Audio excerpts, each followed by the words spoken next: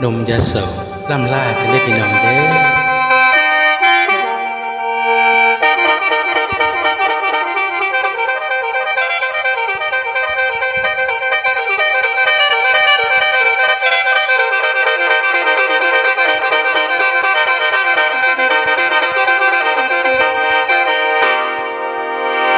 พ่อแม่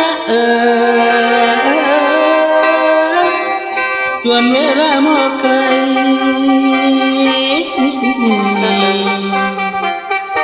สิได้ห่างกันไกลไปพ้นกำลำบากลูกหลานไว้เตือนหมอลำลาลงจากหานตะเว้นแจ่งส่องมาเห็นพอลุงแนบป่าสันสาดลุกสิขึ้นตาอีกเมื่อใดละน้องครับที่พบกันคือวันนี้หน้าเวทีกับต้นแจงเบิ่งบทบาทการแสดงรำเรื่องฮอดสวรรค์มาเสียดายบัดสิทางไปก็ทั้งห่างบ้านพระคุณตาคือบ่ลืมหัวใจแสนปราบปลื้มเป็นลึงเกียนเป็นแรงหนุนซึ่งหัวใจบ่ไล่คุณให้เพิ่งบุญพระคุณลำมาฟังลำบัดขึ้นบ้าน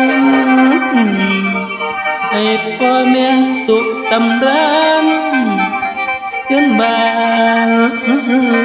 ให้เรื่องรื่น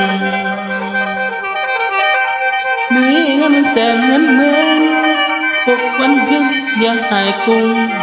พระคุ้มคงอย่ามุนหมองดีใจหลายไอ้น้องที่มาซอยเป็นแรงใจคงมาไล่ย่อยกเย็นมาบ่ลาเว้นแสงตาเวนมาความ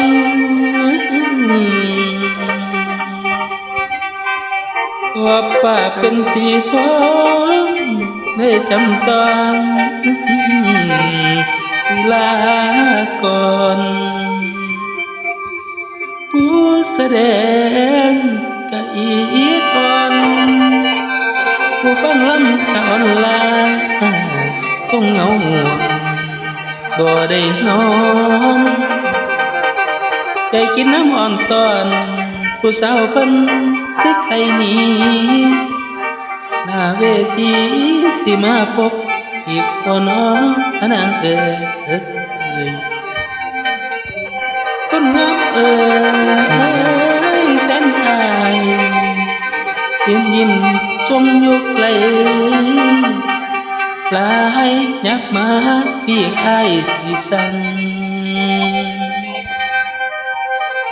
โดนปานใดก็ตามสั่งอย่าลืมกันเด้อยอดสูให้เธอหูใครคิดถึงสงสายตาซึ่งแต่หัวคำจนล้ำโจทย์การแสดงพระจนกบพี่ศิลาก็แน่นอนสายตามองแต่น้ำเจ้าบัดสิห่างใจเหงา